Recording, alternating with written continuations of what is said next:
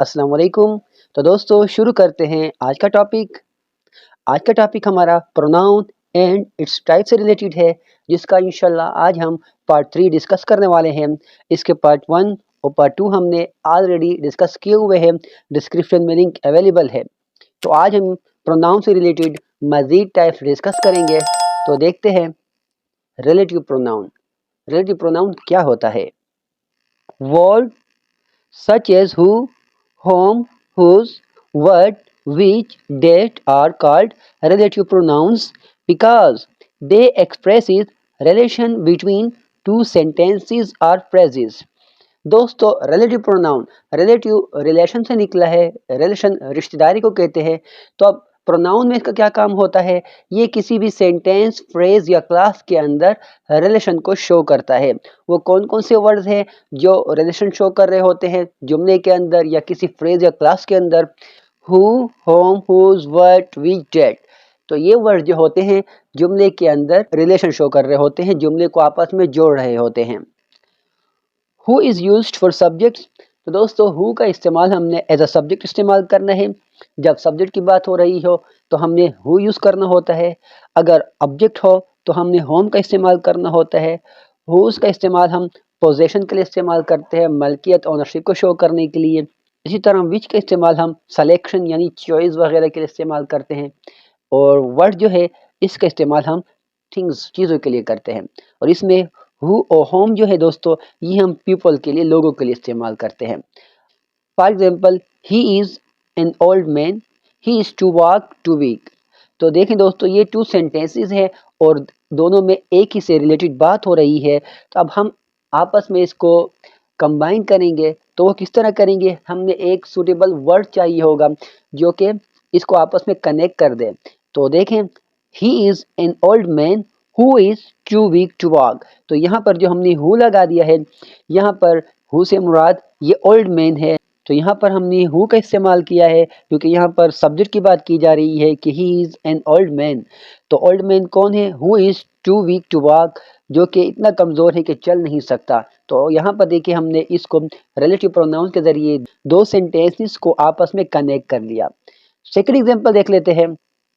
I saw an old man, he was too weak to walk.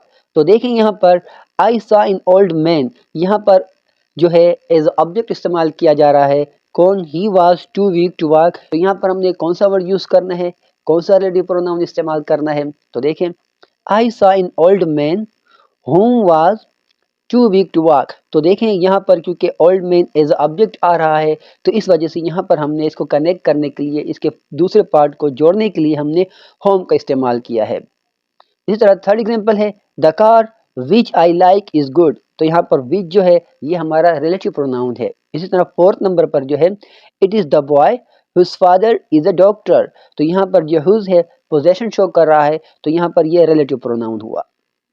दोस्तों एक बात, they also do the work of conjunctions.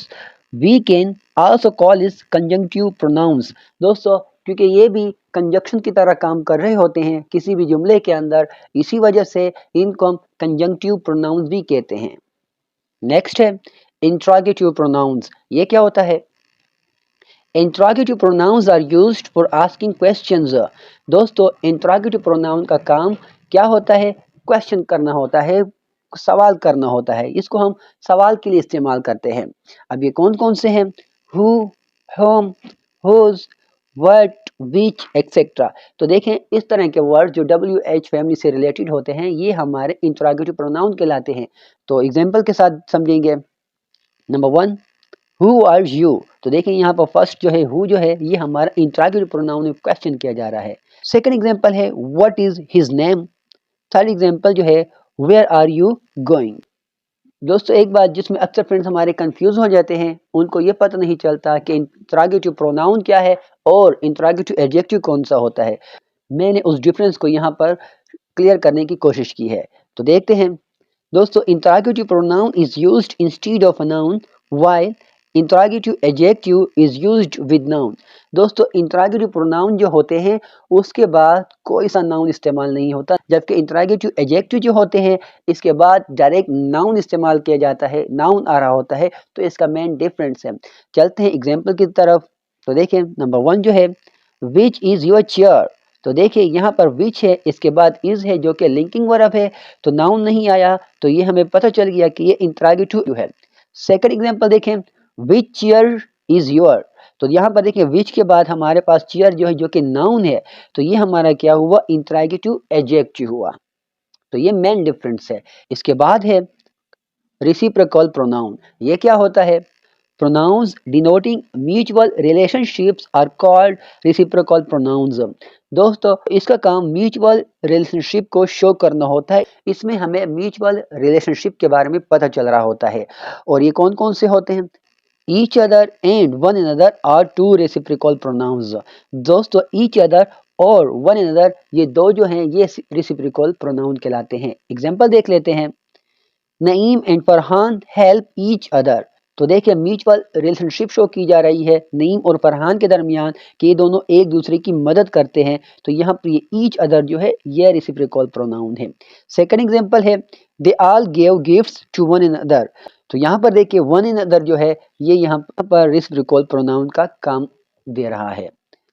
दोस्तों इन 3 parts में हमने pronoun और इसके कुछ टाइप से रिलेटेड डिस्कस किया। उम्मीद है कि आपको बहुत कुछ सीखने को मिला होगा। वीडियोस अच्छी लगी हों तो चैनल को लाजमी सब्सक्राइब करिए। Thanks for watching. अल्लाह हाफिज़।